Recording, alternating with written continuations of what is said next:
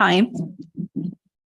We'll call our meeting to order. The purpose of the North Platte Public School District is to prepare all students to be productive, responsible citizens in a safe, caring, supporting learning environment. Our direction is to prepare every student for success through high-quality education programs delivered by highly effective educators who use innovative, research-based strategies in a safe, supportive environment in collaboration with family, businesses, and community members.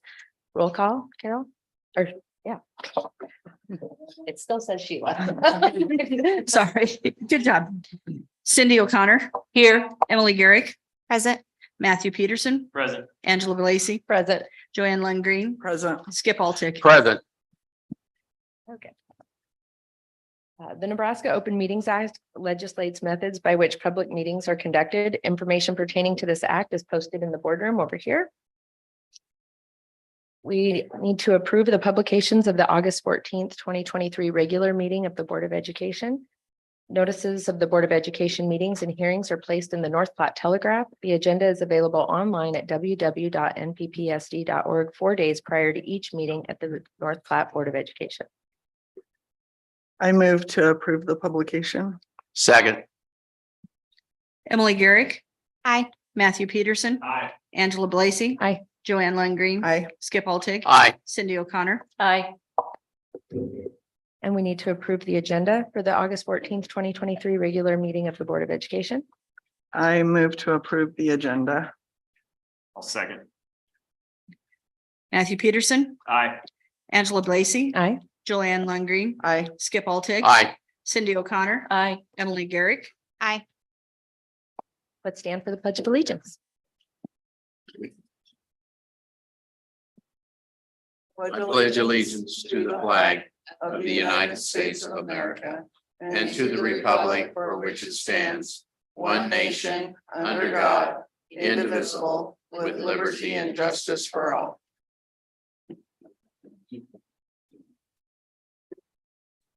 All right, communications, our foundation report. Carrie?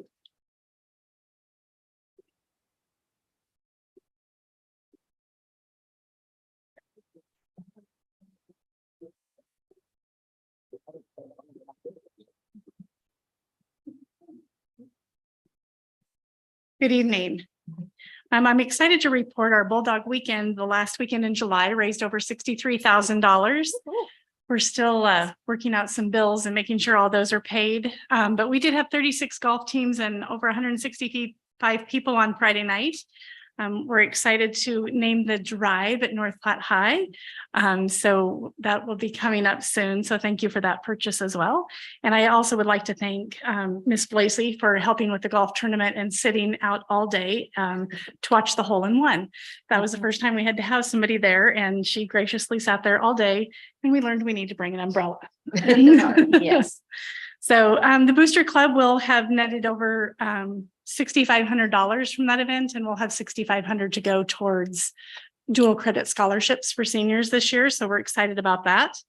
And then Friday night with the ticket sales, that'll be over $5,800 to go towards our scholarship, and then $22,000 to support our other programs. So we're very grateful and thankful for what everybody did all throughout the weekend to support our efforts. We feel like that was a great success for the week. So thank you all who were able to participate. Also, if you've driven by the high school, you might see the big scoreboard going up. So we're very excited about that. Nebraska Land Bank, who is graciously the largest donor of that, was there, and we did some signing of the beam, and we're excited to get that up and going. And that is going to go live on the 22nd of September. We're waiting for the truss that says North Platte Bulldogs. We want the whole thing to be there, all of our sponsors to be listed.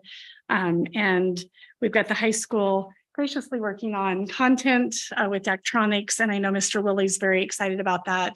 The great thing about that board is it's got curriculum that comes with it to enhance what's already happening in graphic design and with Mr. Willie's classes. So the students get to be involved in that and making some of those hype videos, just like they did inside. Now that we get to bring that outside, along with having some maybe outdoor community movies and really being able to spotlight the kids and the band. So I'm excited to see all of that occur. So that's kind of my highlights. Do you have any questions for me? Just thank you for everything you did for that weekend. It was very fun. Thank you. Our superintendent report, Dr. Rhodes.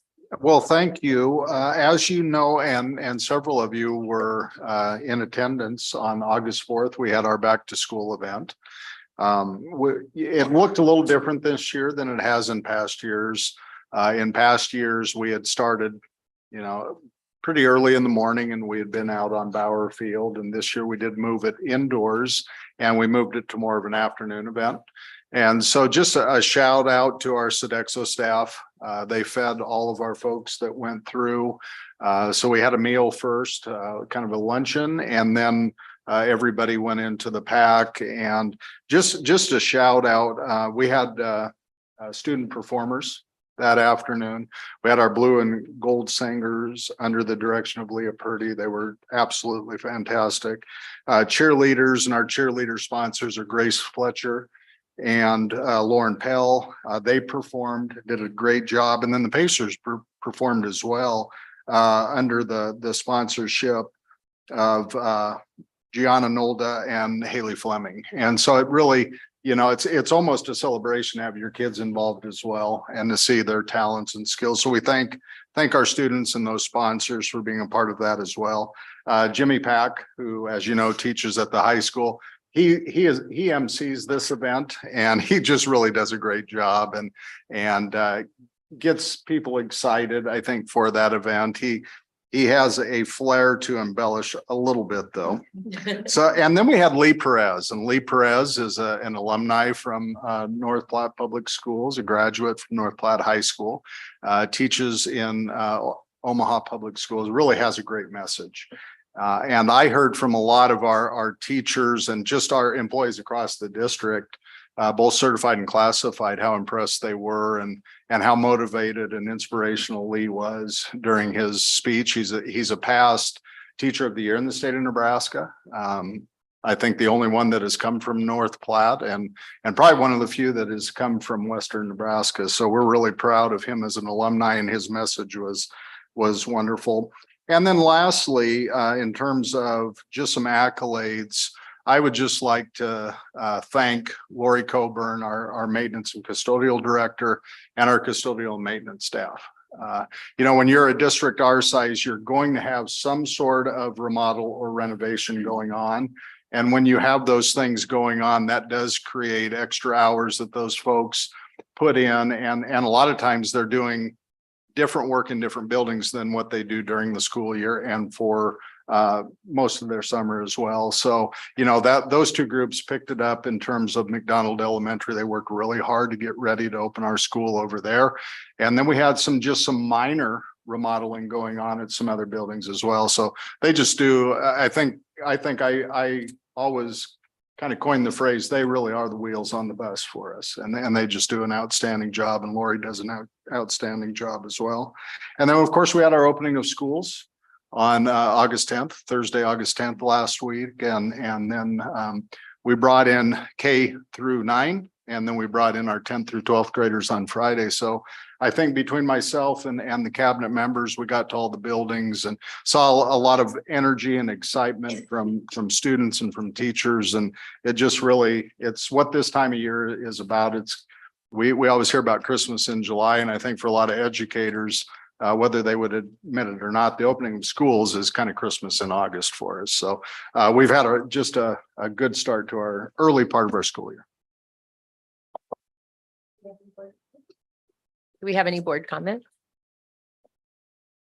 So I wanted to just mention, I was also able to, I attended the kickoff, but also attended the new teacher welcome. And that was, it was really nice to be invited to that this year and to see our new teachers and new administrators. It was fun to get to hear a little bit of their backgrounds and just learn a little bit more about them. And then just to kind of piggyback off what you were saying about our maintenance and custodial staff, I would like to say that it is kind of the little things that matter.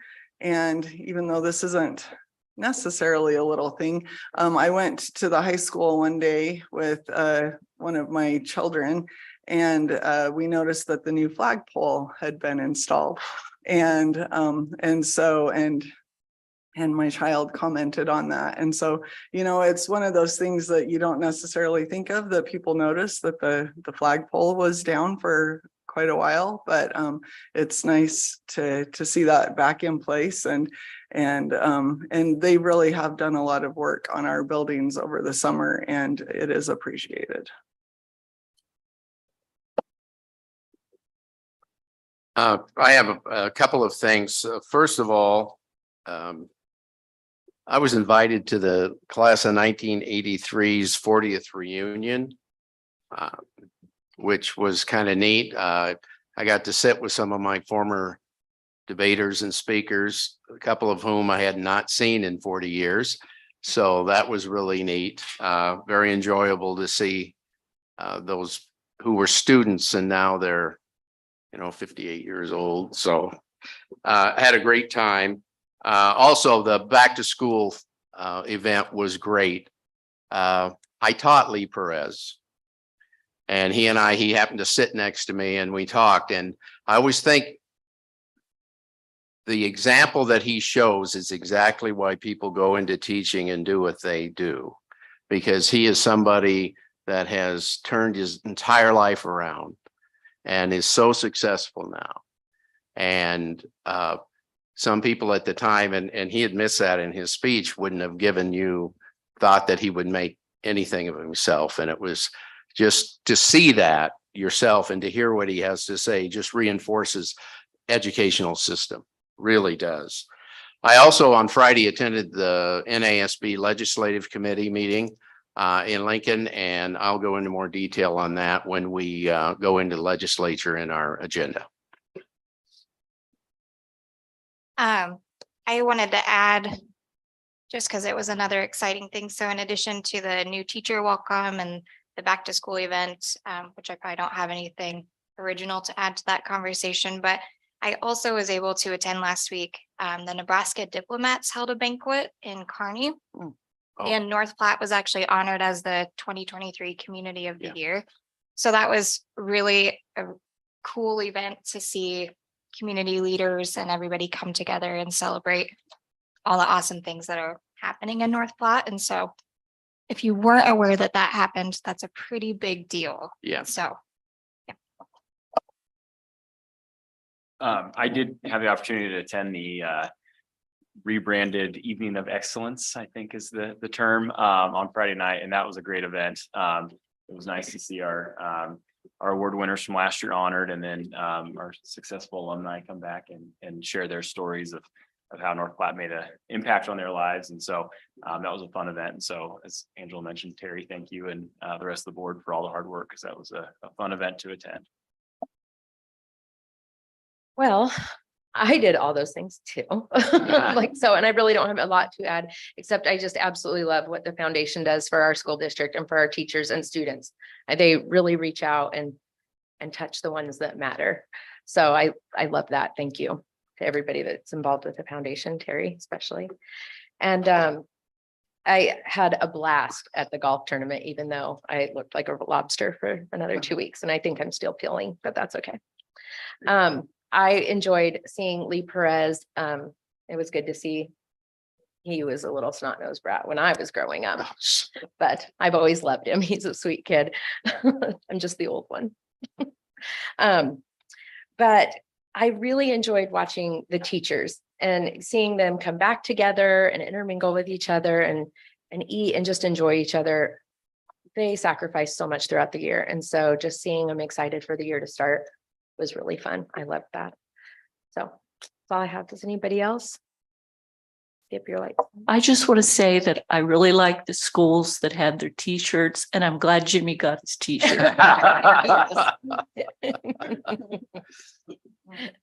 Okay, we have committee reports. Personnel, American Civic, Curriculum, Student Services and Communication Subcommittee. Joanne.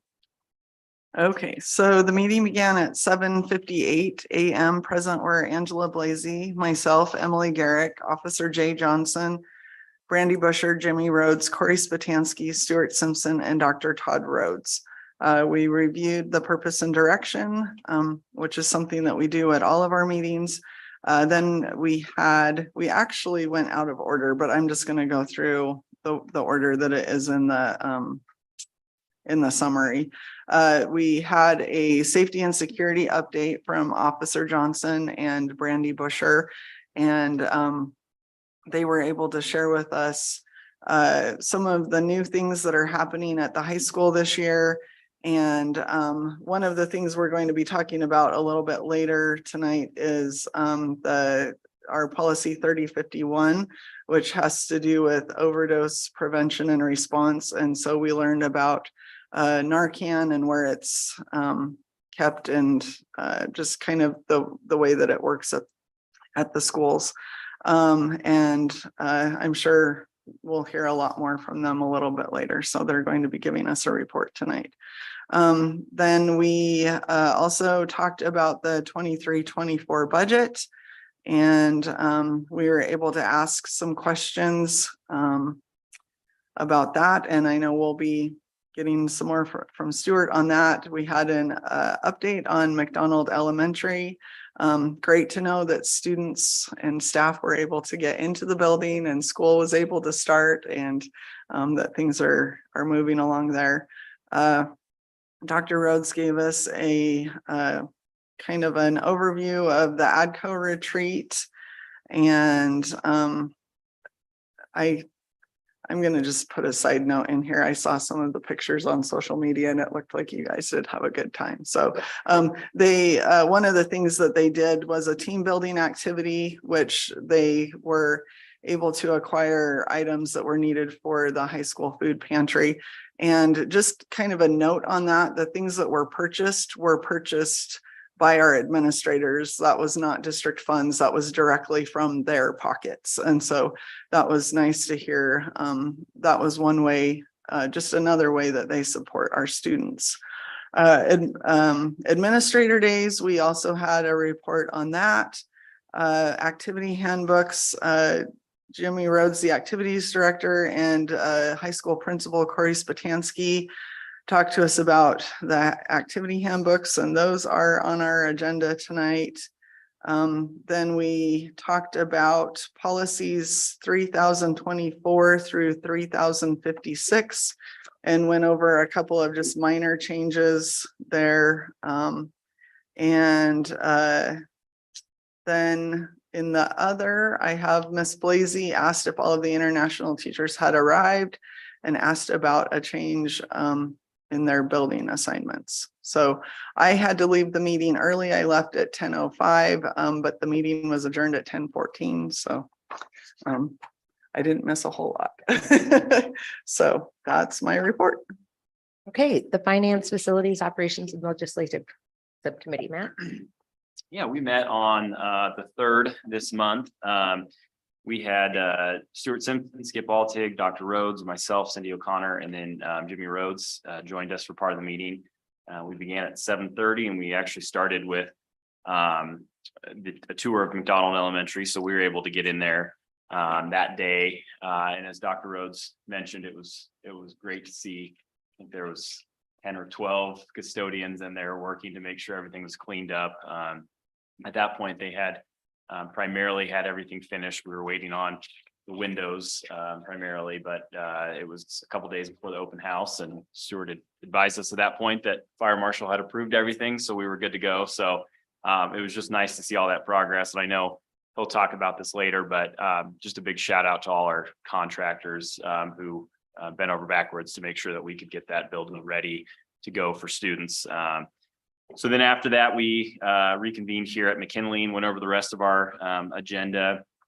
We spent a significant amount of time talking about the proposed budget. Mr. Simpson explained all the calculations that are used, and we kind of finally have a better idea of what that's looking like. And so I know we'll talk more about that tonight. As a reminder, we're tentatively planning on a budget hearing on Monday, the 28th at 5:30, but that still kind of depends upon when we get some final numbers and publication. So we'll be sure to publish when that will be. We did talk about our ESSERS 3 and how that ends on September, and ESERS 2 in September 30th of this year, and then ESERS 3 in September 30th next year. We talked about those remaining funds in 2 and reflected on what we're going to be doing with the rest of ESERS 3. So we continuously talk about that pretty much every month. We spent some time talking about the activity transfer, which we'll talk about more tonight, but Jimmy Rhodes was there to provide us kind of an overview of all of our activities.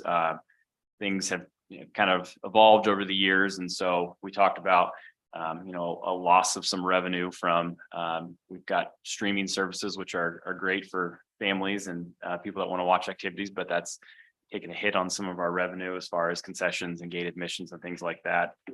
Plus things are just getting more expensive with travel costs and things like that. So we kind of discussed how that works and how that activity transfer will be utilized by Mr. Simpson.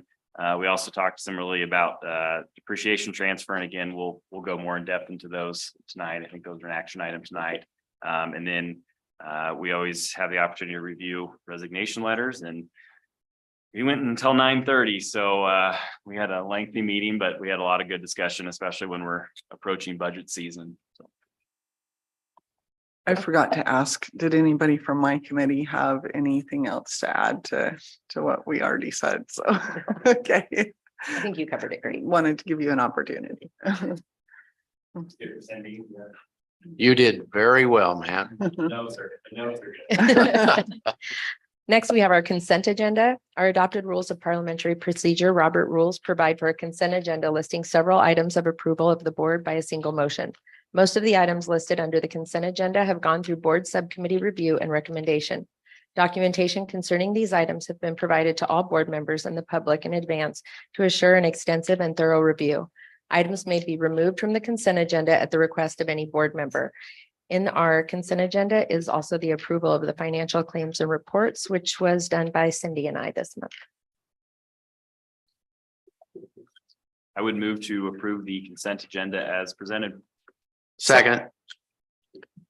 Angela Blacy, Aye. Joanne Lundgreen, I Skip Altick. Aye. Cindy O'Connor, Aye. Emily Garrick, Aye. Matthew Peterson. Aye. And next we have for reports and discussion items, our safety and security update.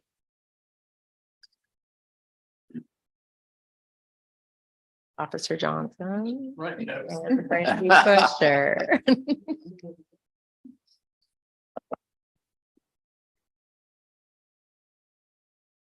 Good evening. Hello. All right, can you hear me better now? I usually talk pretty loud anyway, so. I'll go ahead and start off today. What I'm going to really talk about is just some procedure stuff, some of our physical and technical security that we have in our buildings, and then lastly, just some training items that we did with some employees. So to start off for the summer, I did review the emergency operation plan that we have in place for the district. Everything looked good to me. I'm not going to recommend any type of changes or additions. I do plan on bringing the emergency operation plan to the safety steering committee on our next committee meeting for approval by that committee. And then we'll be back up and running with that. The building safety plans, the building principals have completed their building safety plans and they're currently submitting them as we speak. Mr. Simpson and I review those safety plans. Haven't seen any issues. I really like the time that the principals are putting into these plans, really down to the details. And that helps. That tells me that they are planning ahead. And we know that in times where it's an emergency, they might not think clearly, but they have their checklist. They have everything in there. So I'm really pleased at the work and the time and the dedications the principals put building safety plans together. Some of the physical and technical security that we have within our buildings, for secondary buildings, we do have stop doors in place in those buildings.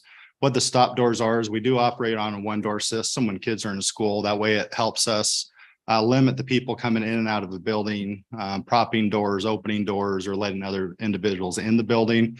As a security measure, all alarms besides our main entry door and an employee entry door are alarmed. So during the school day, it's really nice. If somebody opens those doors or props those doors or opens them to let somebody in, we get notified of that. We do use the Raptor system. I think everybody's here familiar. If you walked into the school, when you walk in, you display your driver's license, they enter into the system. That does check against sex offenders nationally. And then also if there's just individuals that aren't allowed to see certain people, stuff like that, that's just one way that we protect the staff and students in each building. And we make sure we identify everybody that comes in the building. We have Rave Mobile. That's for secondary schools. It's also commonly known as the panic button.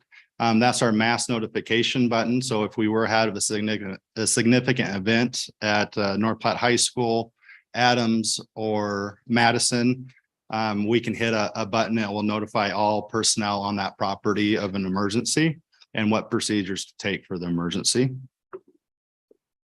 One thing I'm really glad about, and I've struggled through it today with my learning curve, but we're introduced e-hall pass to secondary schools.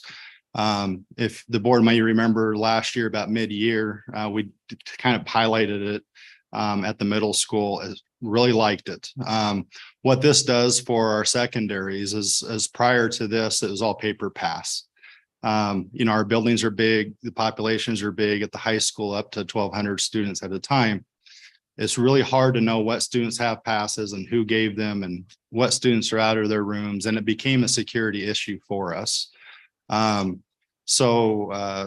Principal Spatansky brought e-hall pass to me as an idea, and I reviewed it and I really liked it. And I got a hold of Brian and we kind of looked through this the last year, and now it's being implemented in the high school. I really like the system. It's a learning curve, just more electronic, but it is really good. This really counts fully accountability where the student is inside the building. Who has those passes is accessible to all of us. It makes the school safe. I really appreciate it. Just a couple more things here. We do have the Halo system in our secondary schools. The Halo is inside the boys and girls bathrooms. That is what picks up sensors for nicotine or marijuana or any type of smoke. Also has a decimal meter on it. So if the volume inside the bathroom gets too loud, the alarm will go off and notify the principal. Usually indicates if there's a fight or something like that. It is a really smart system. Even if a student or somebody yelled help, that system would pick that up and send an alarm to us of where they're at. So that helps with security in the bathrooms. All of our buildings are very well surveilled through video surveillance. Obviously, you don't put those in bathrooms, but this is one way that if there is a fight or if somebody yelled for help, we would know that they need help in that bathroom. Some of the training, I'll just cover it. We do district wide, and we will, Brandy and I will be doing that here shortly. Standard response protocol. It is our emergency procedures to the buildings. But we did catch the new teachers this year. So all the new teachers went through that course, the standard response protocol. And then also we taught them some mandatory reporting procedures and how to report. And we talked about some criminal statutes and stuff like that, so they can just be aware of some of the dangers to the students that might be in their classroom. So I'll go ahead and turn it to Brandy. I just wanted to talk about a few other things that we do that are more kind of help with safety in other ways. So we have an anonymous reporting app, so that see something, say something, that those signs are all over our buildings. So if a student is afraid to report something, they can report that anonymously through that app. We also have a program called Gaggle, which is a filter we have on all of our computers that we can screen if a student maybe searches something about self-harm or something in regards to a weapon. We're going to get that notification immediately. And all of us get those notifications. We also get those outside of school hours. So if a student were to search something late at night and it was self-harm, one of us is going to get a call, and we all know it's our job to pick up the phone and call that parent and make sure that student's okay. Bullying forums, we have those in all of our buildings. If a student feels like they're being bullied and wants to report that, they can fill out that form. They don't have to necessarily go in and talk to somebody. There's forms available for them to fill that out and turn in. We also have our threat assessment process, which is a pretty lengthy process we go through if we feel like there's been a threat made. where Officer Johnson and I work with the county attorney, we'll work with local therapists, probation, whoever's involved to make sure that we go through a process where students are safe. And if we feel like a student is safe to return, or if a student is not safe to return, that's kind of how we assess that situation. And then also the other thing we don't talk a lot about, but we do have a program which is an alternate for suspension. So if a student is suspended, they don't have to go home. We have programs where they can go and get their schoolwork, and they're also supervised there. So we don't have to stress about maybe that student coming back on school property if it were a threat or something along those lines. So are you going to introduce these? Yep, I was gonna say that for last, so. I know you might have questions. I'm available for questions, but as you noticed, I did bring a couple people with me today. So all of you are very familiar with me, but I did want to bring the two SROs. The first one is going to be Officer Roy Little. He is going to be the middle schools. So he will be inside of Adams, and he'll also respond and assist Madison's needs. And then the newest addition this year that I'm really excited about is Megan Brady. And she is going to be in the elementary school. She's going to be officed out of Lincoln Elementary. In fact, today was her first day of school. Last week, she missed the first day of school because she was actually getting her national certification to be in school. So she's with us today. Megan sent us an email at 7:45 that said, so you know, I'm in the office if you need anything. And at 7:50, we were on the phone with Megan saying, okay, we really need some help. She's like, all right. So we baptized her with fire today. She was involved in several situations right off the bat, but it was good. Okay, any questions for us? I don't really have any questions just because I got the bigger report when we had our subcommittee meeting, but I do just want to say thank you for all that you do to keep our students safe. I don't think people fully realize everything that happens in schools. And I know that we talked in our subcommittee meeting about some more specific instances that have happened where the systems that are in place have literally saved students' lives. And I can't tell you how much I appreciate that. Well, first of all, I thank you both all of you, for everything you do. I know this is always one of my, I don't know if favorite's the right word, but interesting things to hear about every year, just because unfortunately there are so many things that happen in our community, but it's great to know that we have all these things in place.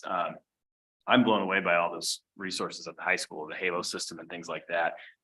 As someone who used to prop doors open to go to my car, I'm like the alarm system as a high school student, but I think that's great because I mean, we did unfortunately see a lot of that. And you hear about events around the country where doors aren't secured and things like that. So I'm just glad to hear all these awesome things that we have in place. And thanks for all your hard work you guys do.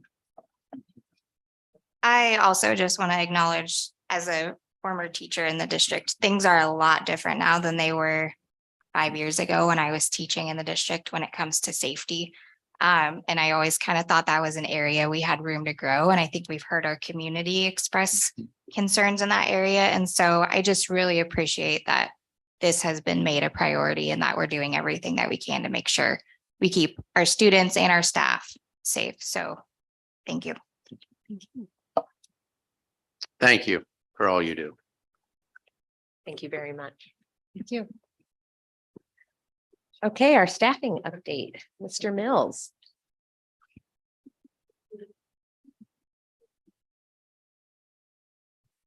Good evening. Feel very safe here tonight. They're leaving. They're leaving. They're leaving. They're like, we're done. They know me. Real quick, you noticed on the consent agenda, we hired 2 teachers at the end of July, which is rather odd. Usually we don't hire at that time. So I want to give you a brief explanation behind that as much as I can. First, I got to go back on my words that I told the board earlier that doesn't happen. So we never know what's going to happen in HR. So we had a couple reach out, and they have taught here in North Platte before, have roots here in North Platte, and through some unusual circumstances, they were able to get released from their contracts, and we were able to hire hire them here in North Platte Public School District, which I couldn't be more excited about at this late date. So we have Mr. Drake at the high school teaching science, and his wife Emily will be working part-time for us in the afternoons at Cody, an elementary teacher. It's great to have them back. But I figured at this late date, you may want some background on that. Any questions about the staffing? Not really a question, but I was very excited to see a lot of the teachers come back in our new teacher Absolutely. introductions. That was exciting. Very great. And then the other staffing piece, we're continually hiring pairs, and we're hopefully have that finished up this week. We know the importance of paraprofessionals in the district, of working with students, the classroom, the principal, and for the entire district. So we hopefully wrap that up this week and continue through that process.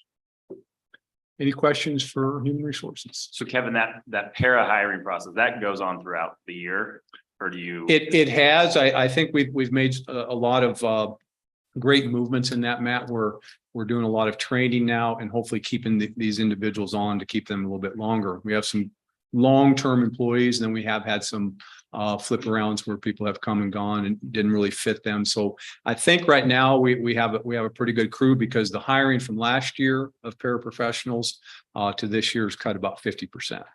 So we've made a lot of strides, knowing that we want to keep people, grow them, coach them, mentor them.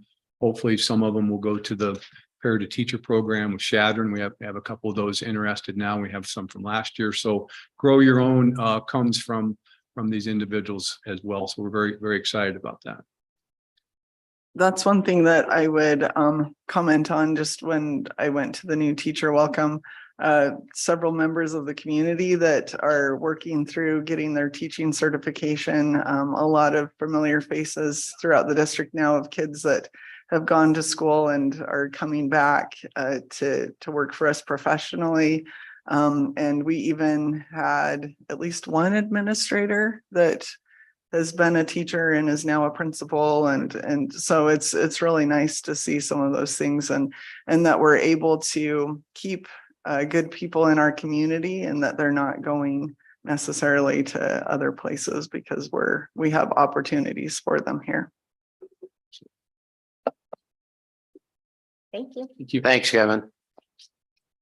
Monthly financial and budget report. Stuart. So first of all, I'm going to talk a little bit more about what Dr. Rhodes mentioned on opening up our schools. Before I get into McDonald, I'll just mention a few other schools. At Lincoln Elementary, what we did was, since we did have a dean going in there and our SRO that went there, we took one of the rooms that were adjacent to the office and made it a little bit bigger nurses area for the amount of students that were coming down into the office. So that really expanded our operation. Second of all, at Buffalo, what we did was as we were adding an additional preschool room, we did add a bathroom there.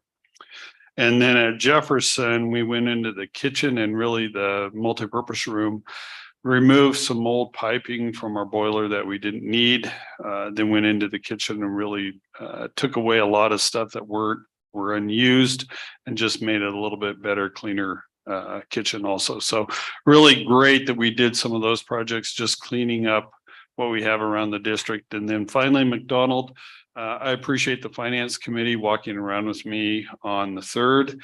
But really, as things progressed, we're getting closer. We have we'll say all glass. I say major glass in the classrooms. We still have the side panel as well as up above that we're still struggling to get the glass from the factory here. And then they'll be installing, they call them storefronts, but basically the doors on each of the sides. So north, south, east, and west. My vestibules, I call them that because everybody laughs. I pick a thing as we do it, and those 2 vestibules on the north and south, hopefully they'll be getting completed, and you can see really the change in how people access the building and what's going on there, as well as the fronts when they get those on, especially in the colder weather, so that people can get into the buildings. Walking through though, all the lights are in. We did have a test on open house where we had a fire thing pulled, and in that really good test, make sure that it's working appropriately. But for the most part, everything is great. We do have to install clips into the ceiling tile just because of a 1956 building, bringing them up to date to 2023. And then from there, really all the other rooms are getting close to being done. They're working mostly in the boiler room, getting the boilers connected.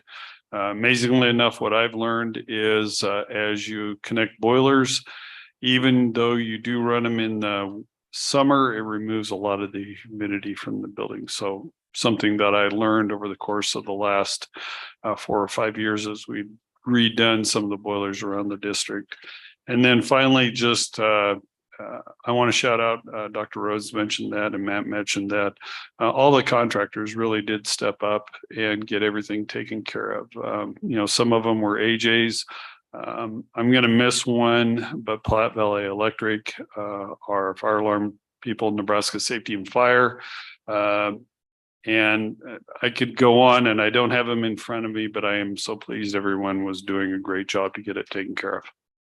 I was gonna say, I drove by Saturday and there was guys working up on the roof on Saturday. Yeah, and we still have one section to complete, which is the multipurpose room, but we knew that we could get into there after school started. So they're putting in a new unit on top of there, as well as ductwork, and then upgrading some electricity right in that room. So that'll be completed here in the next 2 weeks, and then really then putting the final finishing touches, hopefully after the 1st of September, and then balancing the system, and then getting all the final checks done.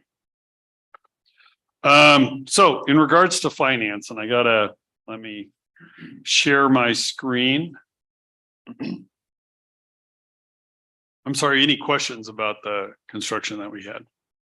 Oh, you also notice if you go out to the football game this Friday, we upgraded all the signage along the bleachers for where home sits, as well as what Terry was talking about on the scoreboard. But we've also moved the flagpole to the southeast corner of the stadium. So a lot of new different things are happening in the stadium. We just know that we were dealing with some deterioration, so we want to improve those along with it. So on your screen here, I'm going to go to page 3. This is mostly in the financial report. A lot of times I do not put it on the board financial discussion, but I wanted to just bring your attention to it that I do a treasurer's report for the Board of Education so that they can see what the reserves were sitting at the end of last month, what deposits have come in, as well as what disbursements have gone out. For example, payroll is the biggest item, taxes, retirement, and so forth come along with that.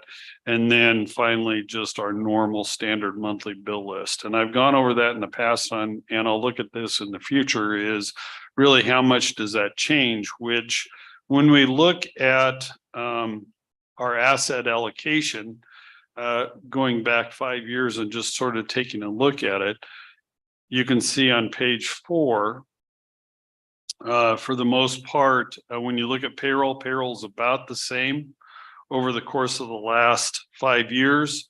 For the month of July, the bills hold a standard also. So for the most part, we're seeing consistent numbers across the board. We're just dealing right now with, and I'll get into it, when we look at the amount of cash on hand or assets on hand, why are those numbers so different? And I'll touch on that a little bit here in the future. On page 8, this is Stewart's report. I just bring it up from the standpoint of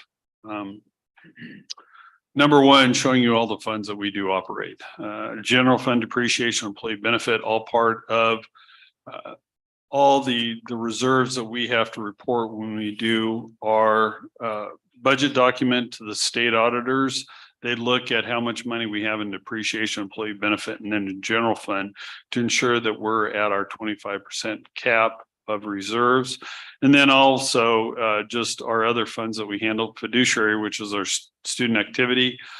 school nutrition, bond, special building, qualified capital purpose fund. And the cooperating fund is just funds that we hold and jointly share some expenditures on it. For example, what we do at Buffalo and Lincoln, or Buffalo and Osgood, as well as if we do some bills with the ESU.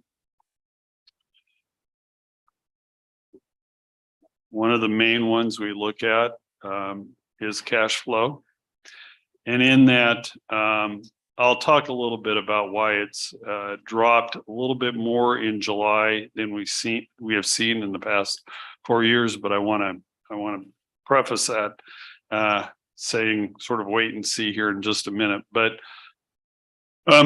what causes our cash flow in the district? One is not only just the standard expenditures and reliance upon our number one reserves and property taxes coming in, but third is our grants that we have to operate. And in that, you can see here, these are all the grants that we operate in the district. And in that, and I want to show $6 million in grants. Now, obviously, over the course of some previous years with ESSERS 1, ESSERS 2, and then we've expended some of ESSERS 3, that was a greater dollar amount 2 or 3 years ago in comparison to what we're at now.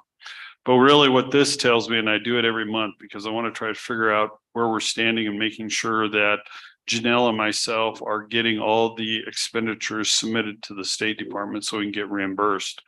But in that, the red on the far right really tells you the story. We're sitting with 1.7 million outstanding as far as grants are concerned. The biggest one is ESSERS 3. And during the summer in July and August, I had to go through the process.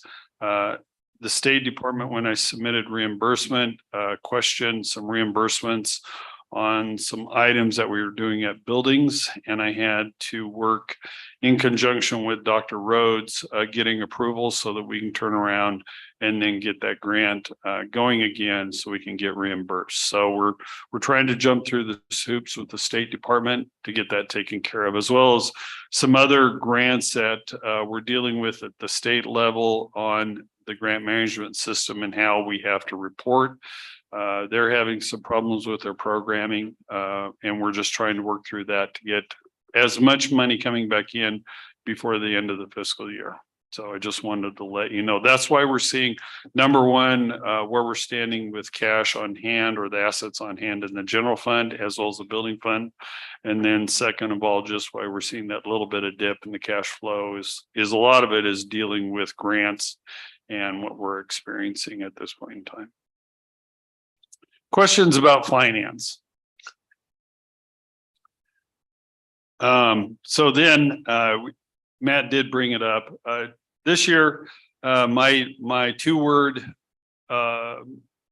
direction for the budget is instructional innovation. Really is trying to, what are we doing with Get Your Teach On? What are we doing in the classrooms? What are we doing to enhance our student learning so that we can continually grow their knowledge base and our test scores overall?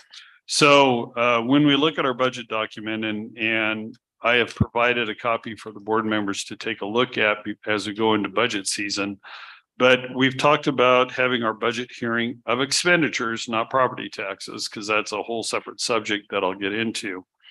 But in that, we talked about Monday, August 28th, but looking at it and the requirements that the school district has to jump through over the course of this next 2 months, we're looking at maybe holding a finance committee on the 22nd after we get certified valuations. And then from there, having the committee in conjunction with Dr. Rhodes and myself trying to set a direction of when would be the best time to hold a budget hearing of expenditures so that we can make sure we address that piece. And then what we're going to address in the future. And I'll go through that in just a minute. But just a note of a timeline of what we're doing. Certified valuations come out on August 20th. We talk about that every month in the finance committee, but we got to be prepared when we deal with when we're going to get it, and then the timeline to get the budget out to the public, and approved by the board so we can operate for the next fiscal year. But in that, I want to show you one item. We've had multiple conversations at the committee level in regards to state aid. And so with that, I just really wanted to give you a quick overview. School districts have received their certified aid in June. In that, anybody can access it on the NDE website. But so for our purposes, I just want to put it out there for the Board of Education and the public so that they know.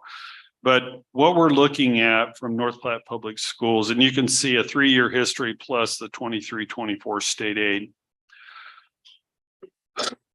We go through the process and they determine our cost per pupil. And what the cost per pupil does is take a look at our 10 higher, 10 lower school districts, then look at the cost per pupil and throw the 2 lower and 2 higher out. And then in the process, and I hope everybody can read that. Let me blow it up a little bit more. And then really at that point in time, take that average of all of our cost per pupil. So you can see that North Platte Public Schools is close to mid-range in regards to where we are with our cost per pupil. That's all indicative of how they calculate our formula students, as well as what we're expending on students in the district. And so if you're a growing district, your cost per pupil is going to go down.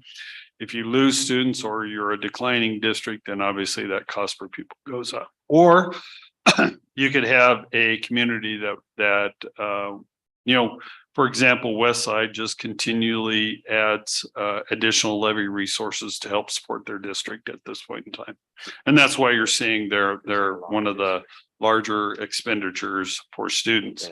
So going back just really quickly, and Dr. Rhodes can comment accordingly, but what we look at is the state aid formula is a needs minus resources equals equalization aid. And what that's saying is that you have a needs that the state calculates. From there, you have resources to support that. If you don't have enough resources to support your needs or the education of your students, then in the process, they'll provide equalization aid for North Platte Public Schools. I'll just say us, because we could say any Nebraska school district, but I'll just focus on us at this point in time. So first of all, we saw our cost per pupil grow by 6.1% compared to previous years, which is really a good sign, because that helped offset some of the resources that we have in the district that was hurting us. Second of all, we know that we were declining in how they calculated poverty allowance. We won't get into that in depth, but it was just through a series of calculations at the state level that we lost a little bit of money, but we hope we can gain here in the coming few years. So overall, with the increase in our basic funding, as well as some changes in the other ones, we saw a little bit of an increase in our needs. So of that, they're saying 42.3 million is your needs side of the formula.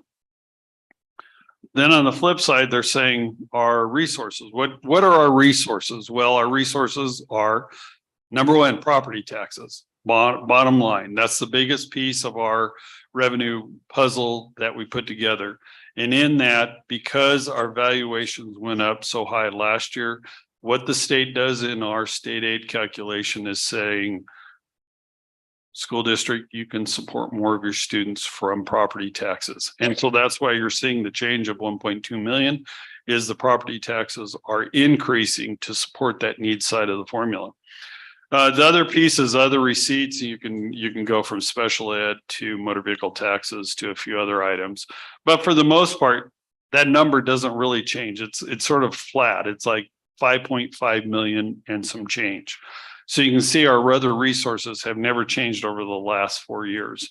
So what happens is that then they say, as you can see down on line 26, equalization aid, because we don't have enough resources from property taxes or other receipts to fund us. Well, this year with 243 or 583 in regards to foundation aid, for North Platte Public Schools specific, and we're just going to use us, is, as you can see, in the past, we've received 9.8 million in equalization aid.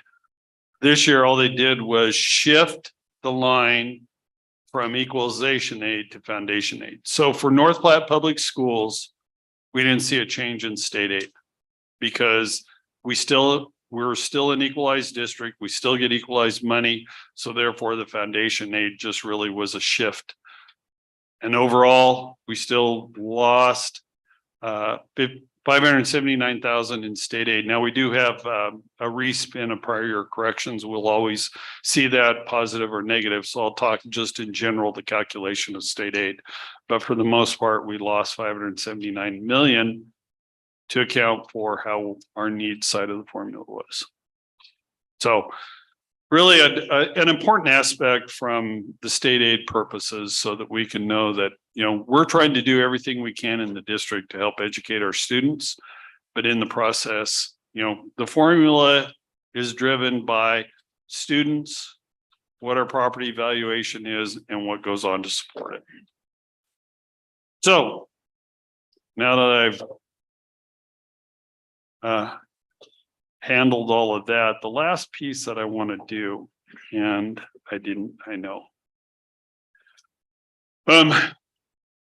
Me to explain a little bit, and this will transition. Let me back up. Any questions on budget? Okay. Now it's sort of a transition between budget finance and legislation, but it really plays into fact of both of them. So we're going to look at this PowerPoint that I put together. It's very simple. Let me see if I can get it. There you go. So school district limitations have three big factors that we're under. The first and foremost one, and the veteran board members that have been on the board have heard me talk about this, that we're under a $1.05 levy. And the $1.05 levy applies to the general fund, special building fund, and it says portions of the QC Puff. The QC Puff right now doesn't fall under that $1.05 because we had issued bonds in support of HVAC projects that we did in various elementary schools. So for the most part, $1.05 levy we have to keep for the general fund and special building fund, and we've gone through that process accordingly. So then this last year, when the legislature went through and implemented 243, they put a 3% revenue lid on school districts. So basically they're saying you can't grow your revenue greater than 3%. And they really go through a big calculation, and we can have that conversation later.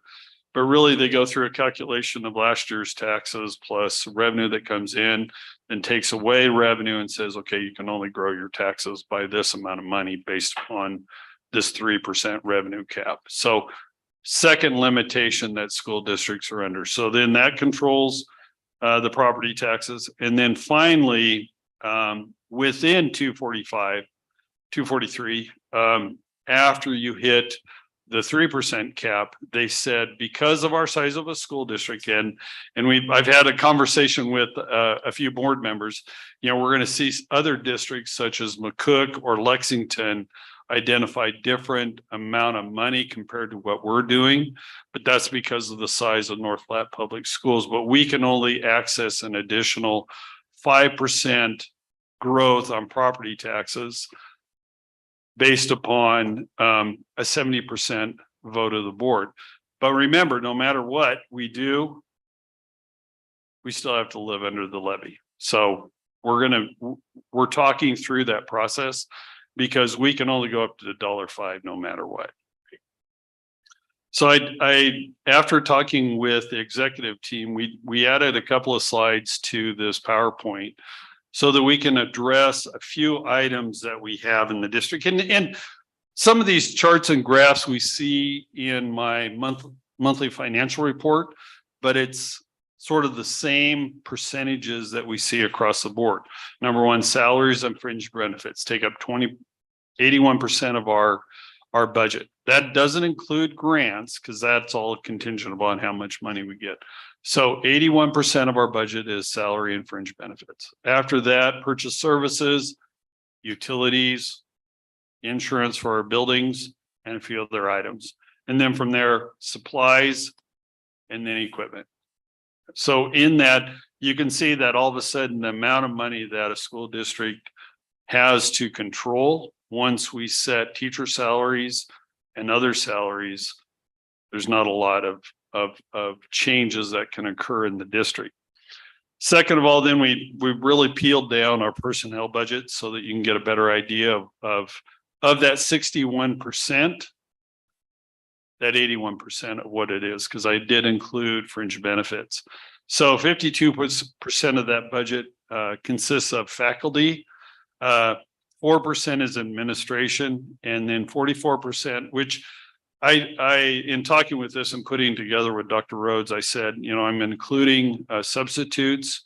I'm trying to go through the people in there, our secretaries, our custodial maintenance, and then just extra duty that happens there. So those are just what consists of the other, besides our classified staff, which is 44% of our budget. So that's what we have to work with within North Platte Public Schools. So when we talk about the 3% revenue cap compared to 5% additional growth, to a point, keeping in mind that we're at $1.05 cap, we looked at it and we said, okay, the state's setting our levy, so to speak, at $1.28 in the general fund, and then so much $1.28 in the general fund and special building fund. Let me clarify that. Sorry. So in that, both of those funds on a $150,000 house, 250 or 400, I'll just take the 150 right now for discussion purposes, is 1,540. Just to go keep at the same levy that we are in the future, we'd go to 1,575 or $35 difference. Talking about that, you know, looking at it, of course, of over a year, divide 35 by 12. And for me, it's a cup of coffee at Starbucks. I don't know about anybody else, but I'll look at it that way. So in that, you can start putting perspectives of where your house is, where anybody in the district, where their house is, and how much money it'll be affecting them. So in summary, I keep stressing it, we're on the $1.05 levy. There's nothing we could, it doesn't matter if they would give us, say that we could raise millions of dollars. I can't, I can only go to $1.05. 3% revenue lid, that's under 243. And then once again, finally, the state set up board action to access an additional 5%. But that's not saying that we can spend all the money because of the $1.05.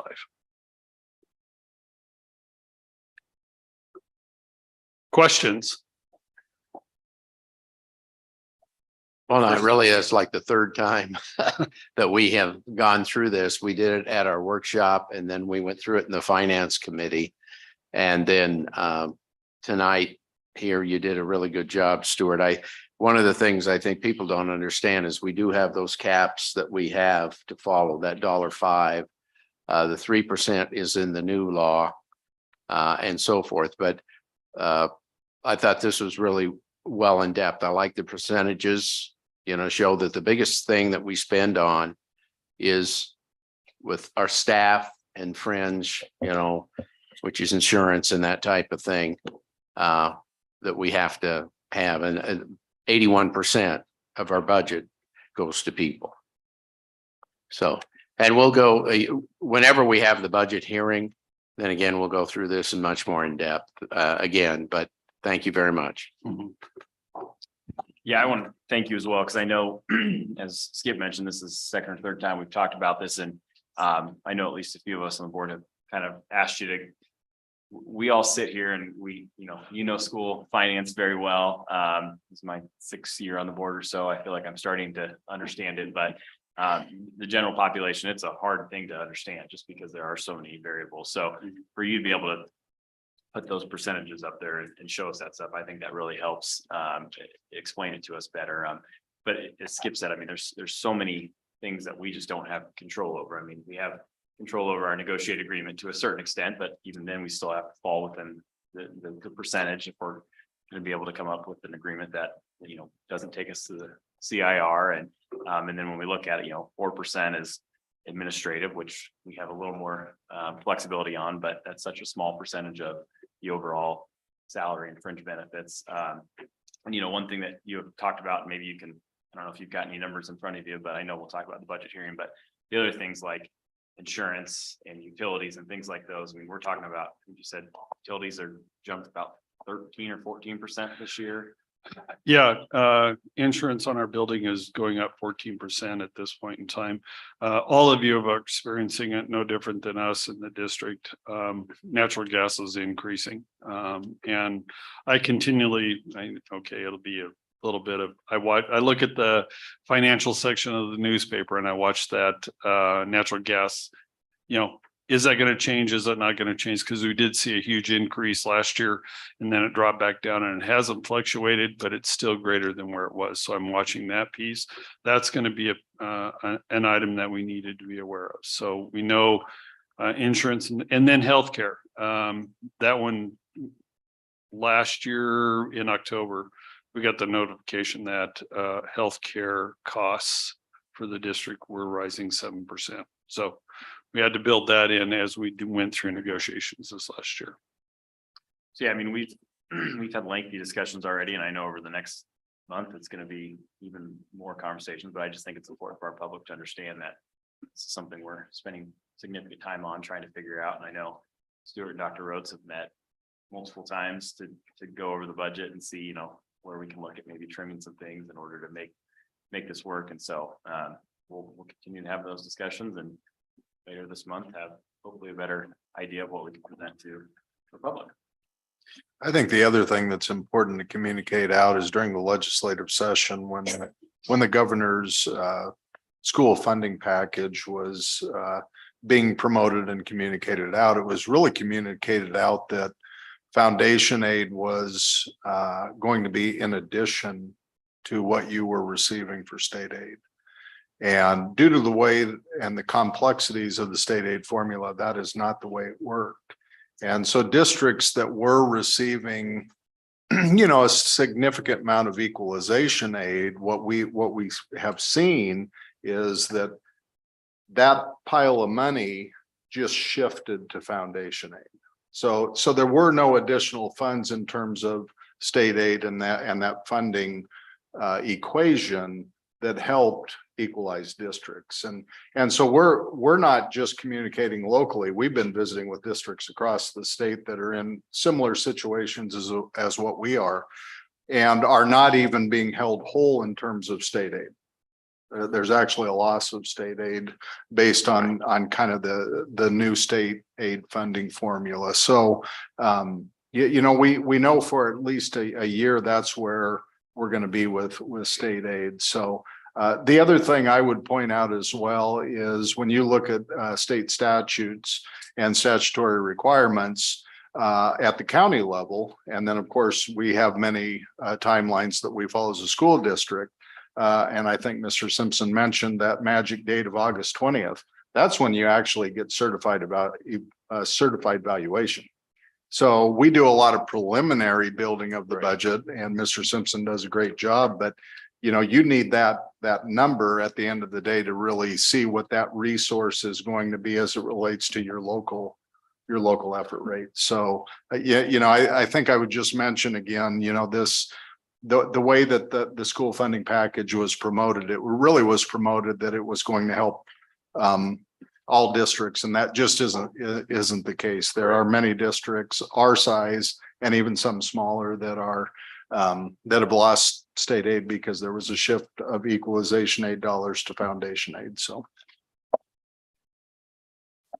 And I would probably be remiss if I didn't remind people that the school district does not set property valuations. I think that's an important reminder we need to state a number of times because I know we hear it every year, but we don't have anything to do with that. And actually, the way the valuations went this year, it actually hurt us from a aid standpoint as well. So just an important reminder. Well, and start planning out. I hate to say it, Matt, but we're going to start talking about stuff next year because as these valuations grow, it's going to affect state aid in the future also. I just want to thank Stuart and Dr. Rhodes.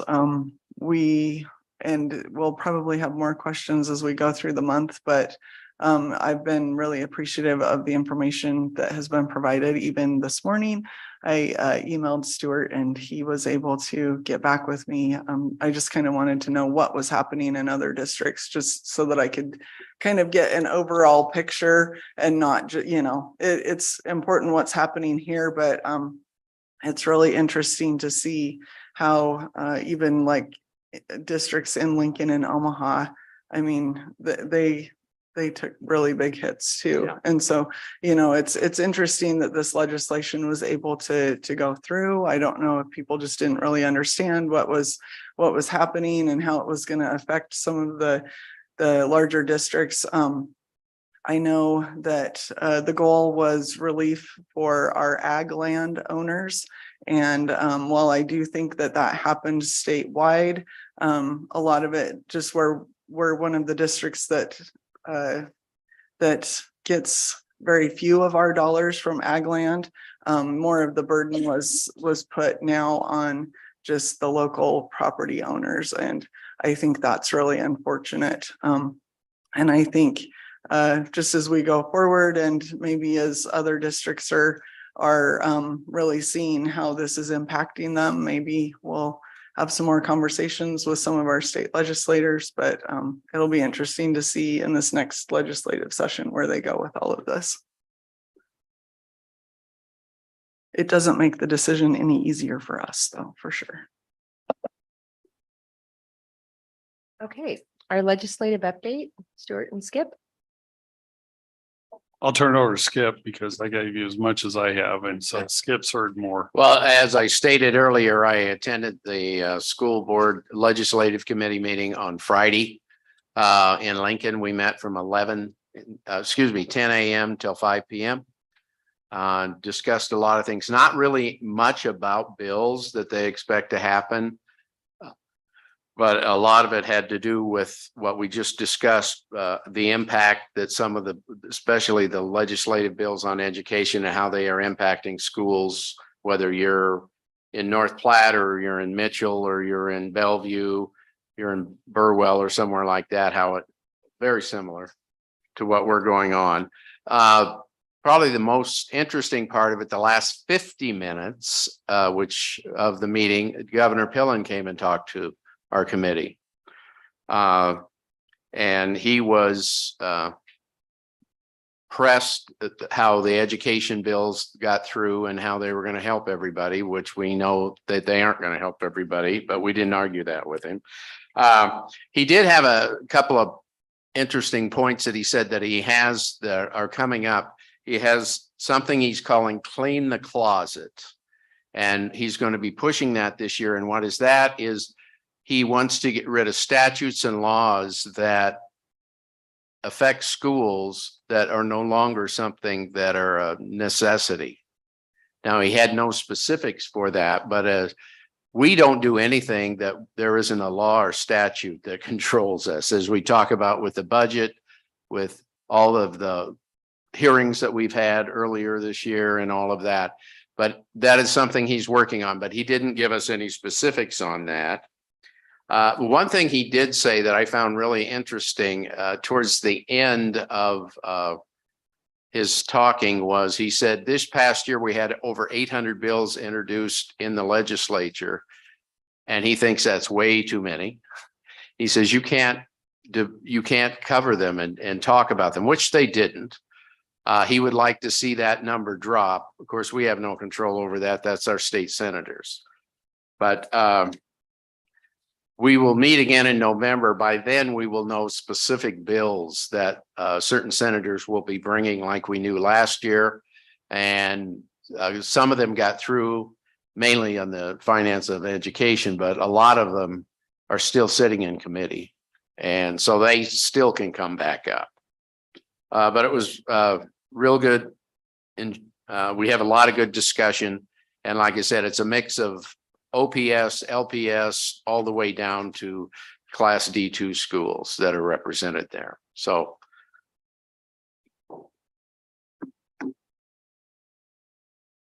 Okay.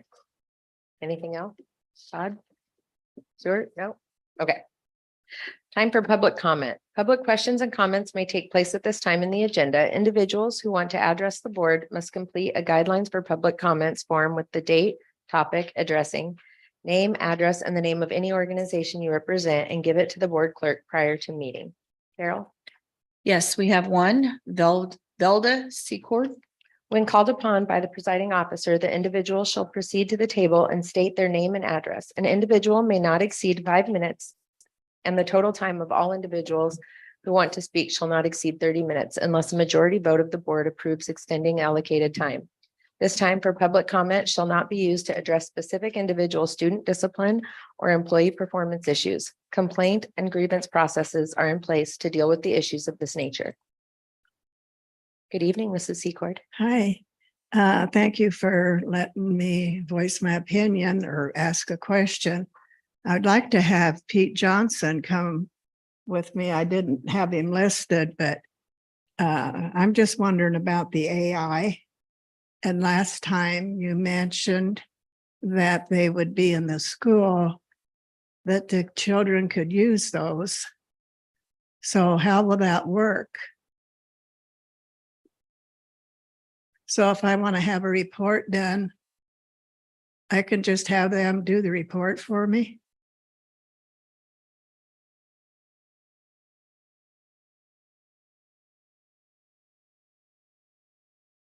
We're not allowed to communicate with you. We can talk to you after the meeting to answer your questions, though. Okay. So it didn't do any good to ask the question? Well, now we know that you have the questions so that Oh. we can come to you and answer Okay. them.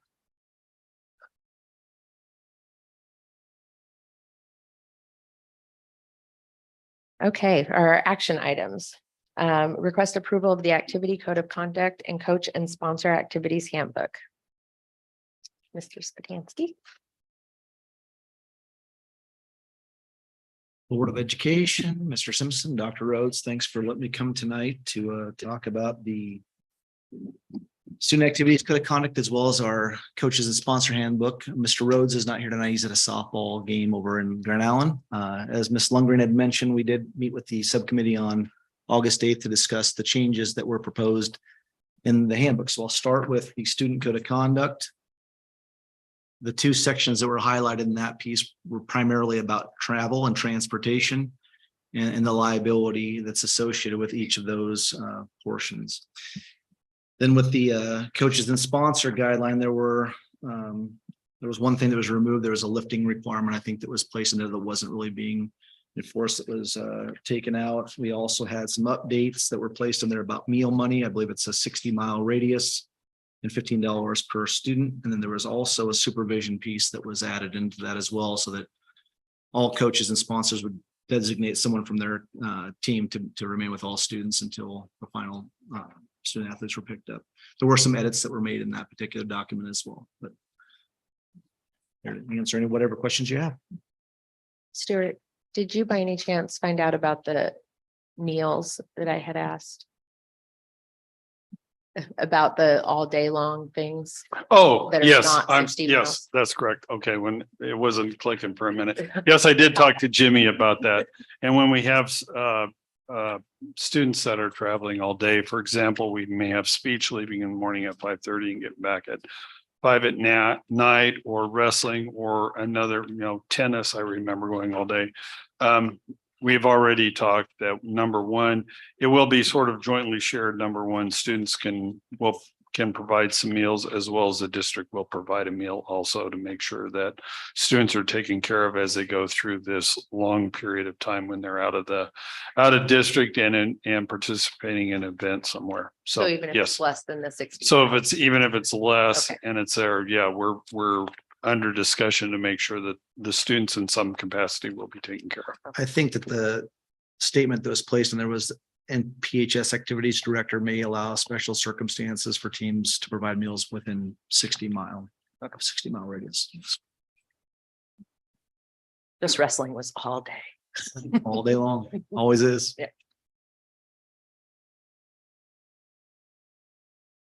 Any questions? No. Anybody? Okay, thank you. I would move to approve the 2023-2024 Activity Code of Conduct and Coach and Sponsor Activities Handbook. Second, Joanne Lundgreen, aye. Skip Altick. Aye. Cindy O'Connor, Aye. Emily Garrick, Aye. Matthew Peterson, Aye. Angela Blacy. Okay, the opioid overdose, is it right, prevention? Yeah, so we have two policies tonight that we are recommending revisions to. As you heard Mrs. Lundgreen when she gave the Curriculum Personnel Committee's report, the committee did go through 3024 through 3056. We found a lot of edited changes within those policies. I think you probably have heard me say before that we do have some hybrid policies that were taken from the Perry policy manual and integrated with the KSB policy manual. And the majority of our policies are KSB, but we do have some of those that we had to word through and some wordsmithing. And then when we did some copying and pasting, they don't flow real well. So the committee gave some great suggestions on those, but we did have two policies that we are asking for revisions on. And I think what I would like to do is when we talk about the opioid overdose prevention, that policy is not very old. It's about a 3-year-old policy that came out as a recommended policy from, I think, every policy service. And so we are at the point where we feel like we have to revise that a little bit, because initially that policy was more on the prevention side as it related to people that were coming to events and audience members and things like that. And what we're seeing now is we need to have a nice protocol in place for school age children and what happens within our building. So Mrs. Busher and Officer Johnson, you want to come up real quickly, maybe talk a little bit about what you're seeing in the community, and then we can talk about some of the changes within this policy. Yes, so I would say, North Platte, we're kind of catching up to the national opioid epidemic. We've struggled with opioids here in the community, but most recently fentanyl.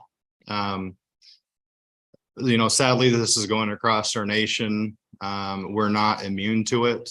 We are seeing an increase of fentanyl within our community. If you've paid attention to some of the media, you've seen some of the warrants that we've done and many of the arrests that we have done. But what comes with that, which is often forgotten, is the children's voices in that too. And oftentimes there's children in these homes, and it is not uncommon for a young child not knowing what substances are or items are, maybe paraphernalia or something like that. Sometimes they bring items like that to school, and they might hand it to a teacher thinking it's a gift or just something simple. Their minds don't know what that is. But so the fear is with the fentanyl. I believe that everybody on the board is familiar with it. It's been around nationally for the past few years. It does risk severe overdose and death in very small quantities. And oftentimes with obviously fentanyl being on the black market, it's unknown how much fentanyl is contained in each dose. So you're just playing roulette with your life. And this potentially puts not only our student population at risk, it also puts our teachers at risk also.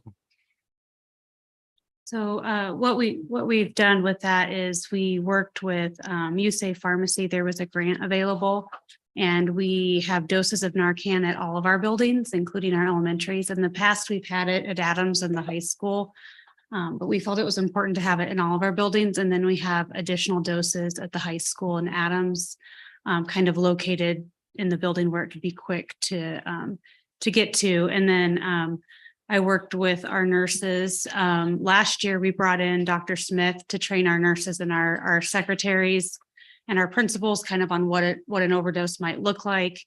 And then I worked with Jody Miller, our head nurse, to kind of develop some protocol around if we have to use Narcan.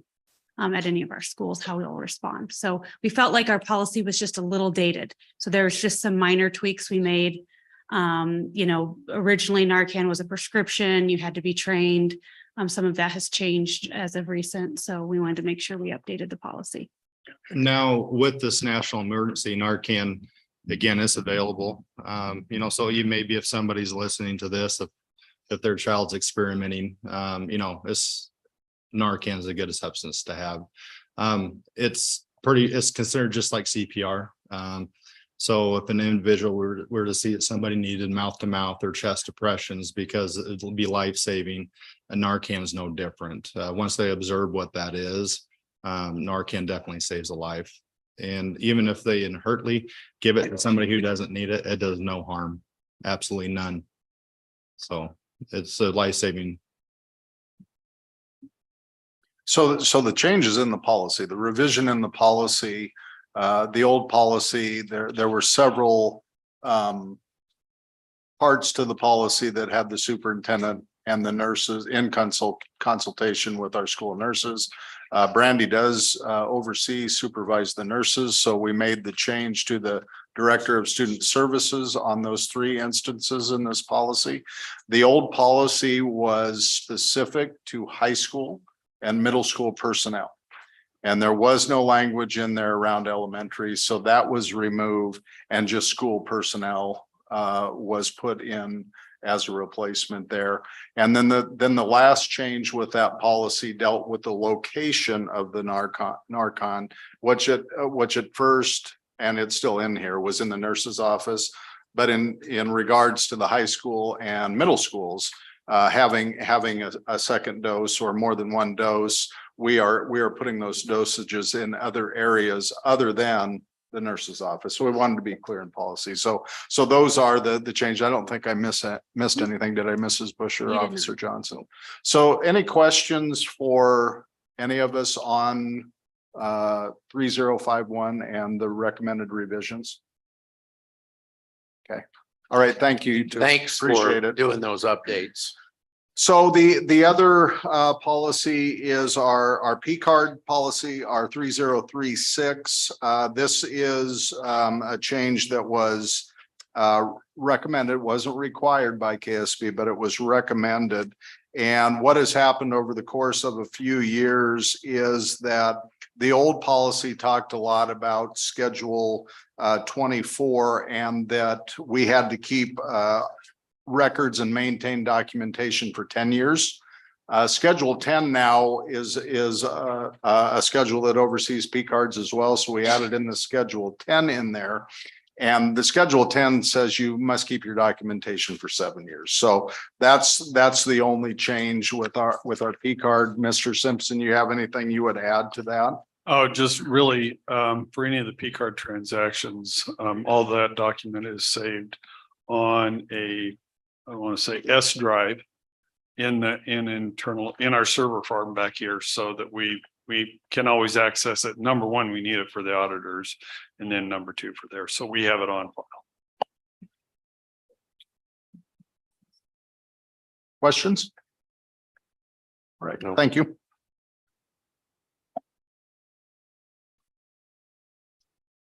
I would move to approve the revisions to policy 3051 and 3036. Second. Skip Altig, Aye. Cindy O'Connor, Aye. Emily Garrick, Aye. Matthew Peterson, Aye. Angela Blacy, Aye. Joanne Lundgreen. Aye.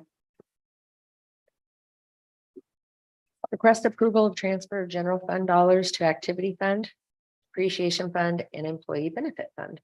Mr. Simpson? First of all, I want to say that as we talk about these 3 specific areas, the internal policy that we have done in the past has been what we do normally. But I want to say thank you to Dr. Rhodes, because just to be transparent with the board and to the public, we just want to put it back out to the board for action items so that everybody knows this is what we're doing. Every year we do the process, but it's really nice to just bring it to the board. have you review it, talk about it. We brought it to the finance committee and talked about it a little bit more. That's so that you get an idea of what we're doing and then move forward. Now, first of all, I want to say, as we look at our budget document that we talk about, I always do give you a list of everything that we do build into the budget for transfers, for items such as replacement of the track or the turf or curriculum material or technology for students. So we're always having a list for you to identify. So it's always built into the budget document. But the items that are out here that are in addition to that, so we'll talk about it. First of all, activity fund. What we do there is we evaluate how our activities are doing. And I work monthly with Jimmy Rhodes in regards to where our activities are. And when we went through it in the finance committee, we really did discuss, what we're experiencing in our activity department, the increase in the cost for refs to come in. Number one. Number two is the amount of food that we have to pay for a student to travel. We used to be at $7, but everybody knows, and I can look here and I can look out in the audience. When you go out to eat, it's not $7. It's 15 at least. And if you have a teenage boy or girl, it's going to be more than that. So, I mean, we're trying to be conscientious so that, as Angela brought up, when we take students out, we want to make sure that they're taken care of appropriately with that cost. And then also just any additional items that we're paying for. So as business owners, we see the rise in costs for purchasing of uniforms or other items. So that's our expenditure side. And our revenue side, I'm sorry, I'm going to take out my phone. A couple of times I watched the football game or the volleyball game on my phone because I was able to not have to leave my house, or I was traveling and I was able to see what the Bulldogs were doing on the court. And so in that, everybody now has the ability of not coming to the games, which affects our concession stand, affects our gate receipt, and everything else that goes along with it. And I appreciate people that are streaming it so we can see what's going on, because everybody does like watching a game, whether or not they're in the audience or they're streaming it. So those are affecting our gate receipts on the revenue side. So when we look at our activity fund, that's what we're talking about, is how much money, in addition to, what we're expending, that we need to shore it up to make sure that they're whole and taken care of. That's activity side. Depreciation, besides all the items that are in the budget, what we do there is we look at the end of the year for all of our buildings, and all of our principals are somewhat conservative. They have items that they want to do in their buildings, but in the end, they really try to hold some money back so they can put it into depreciation, because they know that they have teachers' needs that are above and beyond what they can see in the budget. So they put it away so that they can save up and do some stuff. So we always look at their building budgets, and then at the end of the year, move some of their budget dollars into the depreciation support of those. And then finally, in the employee benefit fund, when we look at in our negotiated agreement, we have a sick leave incentive, but we don't know every year who's going to take that. And so with that, we expend the dollars appropriately, and then we come back in and backfill that at the end of the fiscal year and say, okay, we had 5 staff members, or we had 10 staff members. So in that, and this year with Mr. Mills, when he was doing it, we only had 4 staff members. And so in that, we see that fluctuation continuously when people retire and can get that sick leave incentive, and then obviously unemployment that goes in there. So with that, you can see it on a monthly basis in my financial report, but at the end of August, we'll move that money over to shore up the employee benefit. Questions? I think it's important that we communicate that this is not there's nothing unique about this year. No. This is something that we've done as a school district for a long time. Statutorily, you can subsidize certain school funds from your general fund. Depreciation, food and nutrition, activities, and employee benefit. And the reason that that is in statute is there's a realization that those cannot self-fund themselves, and you've got to be able to transfer money from somewhere. And so again, I think Mr. Simpson had said earlier, for the sake of transparency, we felt that it was good to bring that in front of the board, and certainly so our public understands that as well, that we do have those transfers. And the other piece of this is that those transfers are budgeted this time of year for this new school year. So Mr. Simpson's already, as he's working on a preliminary budget, he's building in the transfers because they are expenditures out of your general fund. So we need to have an idea of what those expenditures and transfers are going to be, so we can, make sure our budget's fairly tight.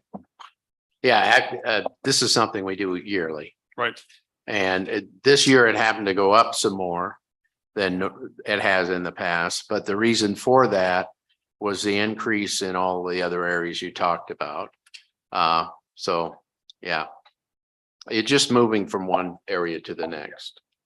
I think the other piece is no matter what, and I mentioned it on my monthly financial report, is the general fund depreciation and play benefit.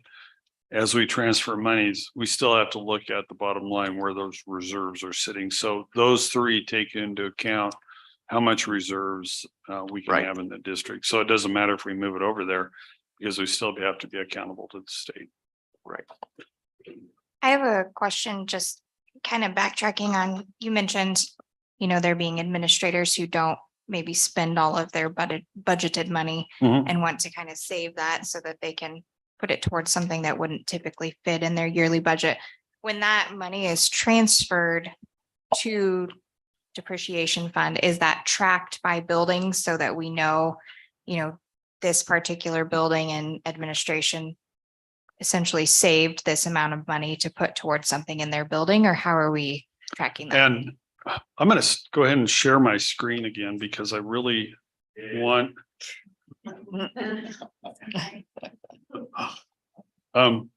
He'll show you. I'm gonna show, because I think it is a very good question. I skimmed over it because I've talked about it in the past, but that is a good point, because within the monthly budget report, I have the depreciation here. So when I transfer to the high school or Jefferson or somewhere else, you can see the revenue, so to speak, revenue budget transfer coming in support of what they had extra in their budget at the end of the fiscal year. As well as that, for example, student-led technology. We know it's built into the school district budget, but still then you can see how much money we're transferring it and during the school year in support of all of the items that we're putting in. The other one is, I look at this, we continually try to put money back away for new series textbooks. I know Vicki and Lindsay are going through it every year in regards to what we have to change per state guidelines. And so we try to make sure that we put money away in case that we can't fund it by the general fund dollars, so we can put that money away. And then you can see myriad other items I talked about it: vehicle acquisitions, track, tennis court, football field, playgrounds, and so forth. Because I try to make sure I track everything appropriately. In the end, some of the districts just dump money in there, but I feel it's imperative to be a little bit more transparent in my communication to board, principals, and the public, so that they can see what we're putting the money away for. Good question. Thank you.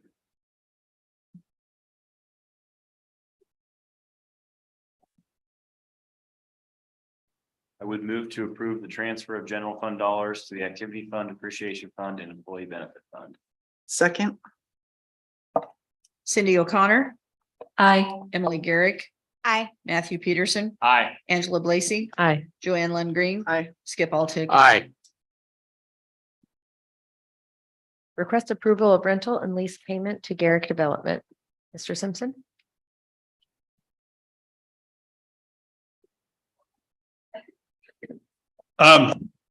as we go through claims every month and we're looking at claims audit, number one is we ensure that all the claims are identified and addressed accordingly per your review.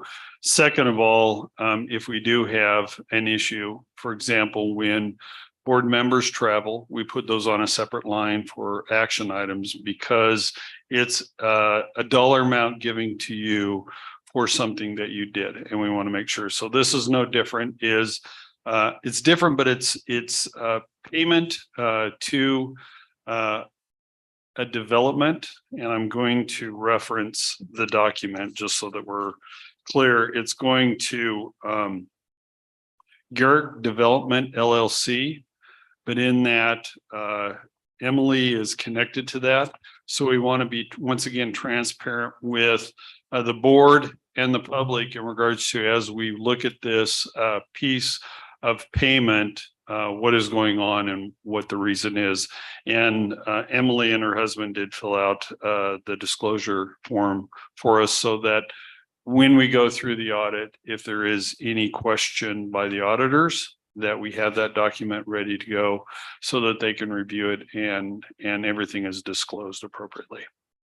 And on that note, I will be recusing myself from vote and discussion unless somebody has a question pertaining to the contract. What are we leasing for, Stuart? Actually, it was, we were concerned as Kevin was getting in our international teachers where we were going to place them. And through, a series of events, we all know that through flights, through getting all the paperwork taken care of, they came in late and we were struggling to try to find them a place. And in that, Garrick Development stepped up and said, we do have a facility that we could rent for 2 months at this point in time so that we can make sure that our 7 international teachers are located there. And then we will be, Dr. Rhodes and myself and Kevin will be talking in regards to, more of a long-term, what's going to happen and where they're going to be housed accordingly. But that hasn't been discussed. But really at this point in time, the contract is for 2 months so that our international teachers have a location, and we will be deducting from their check as they start getting paid in September for their portion of the rental. Okay. So at the end of the 2 months, if any of the international teachers decide that they want to live elsewhere, then that's something that they're free to do. That's on them. That's not on us. I mean, we're just trying to help accommodate them through the transition. We wish we would have had this, not the location, but we wish we would have had them in the district earlier to get a lot of these pieces taken care of. But when you come in a week before, well, basically they came in Sunday before the new teachers started, and then we had 3 other ones come in right before students return, that all of a sudden it really put a change in how we had to handle the new teachers. And I guess we should say thank you to Kevin. I'm going to say thank you to my daughter, but and a few other people that drove these internationals around, because we had a lot of paperwork that we had to get taken care of to make sure that they were okay to teach in North Platte Public Schools. And we do have all those paperworks taken care of, but it took a good couple of days for both of them to drive our internationals around to get that taken care of. I think this is just fine. I do. And the more to get them more acclimated, I think the best. It serves our interest and the interest of our students greatly. I will say this, and I'm just going to put it out there. When Kevin and I put together this contract, and he had gone out and toured the facility, and then I was able to take our international teachers over there. I'll tell you what, I think it really sets a tone about how much we appreciate them as they walked into the facility. It is a very nice facility, so that it can really help our teachers know that we care for them, and it's getting them acclimated for North Platte Public Schools. Yeah. Good. And as you mentioned, I mean, this is really just an accommodation for our teachers. This is not something the district's going to be involved with in the long run. And as you mentioned, the district's not paying anything. I mean, we're paying the bill, but it's getting compensated by the teachers through Payroll reductions in deduction. the Payroll, Yep. so it's not Yep. costing the district. No, anything, I should say. no. So- But because we had to enter in the contracts before they got here, we had to get that piece taken care of. Plus, they don't get their first check till September. Yes. That's right. And I want to thank Emily and her husband for helping with these teachers, finding them a place to live at the last minute. I would move to approve the language here. Move to approve the rental lease payment to Garrett Development. Second. Matthew Peterson, Aye. Angela Blacy, Aye. Joanne Lynn Green, Aye. Skip Altick. Aye. Cindy O'Connor. Aye. Okay, looking at our future board calendar, tomorrow we have mugs in the morning. I don't. And that will be, That's good. yes, that'll be Joanne and Mr. Simpson. Okay, and then we have our area membership meeting on August 29th. That's here in North Platte, and I'm hoping that everybody can come to that. I think we're all registered. Yeah, I Okay. think Sheila got everybody registered. I'm registered. I will hopefully be there. Hopefully. Yes. Oh, that's right. You Starts have at that, 4:30. Starts at 4:30. right, And- registration is, right? And the Yeah. North Platte Board of Education will be receiving an award that Yes, night. So, that's right. yep. We have a few awards.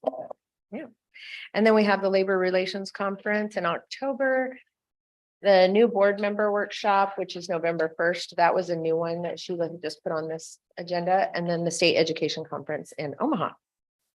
And I get a motion for adjournment. Second. Matthew Peterson, Aye. Angela Blacy. Aye. Joanne Lynn Green. Aye. Skip Altick. Aye. Cindy O'Connor. Aye. Emily Garrick. Aye.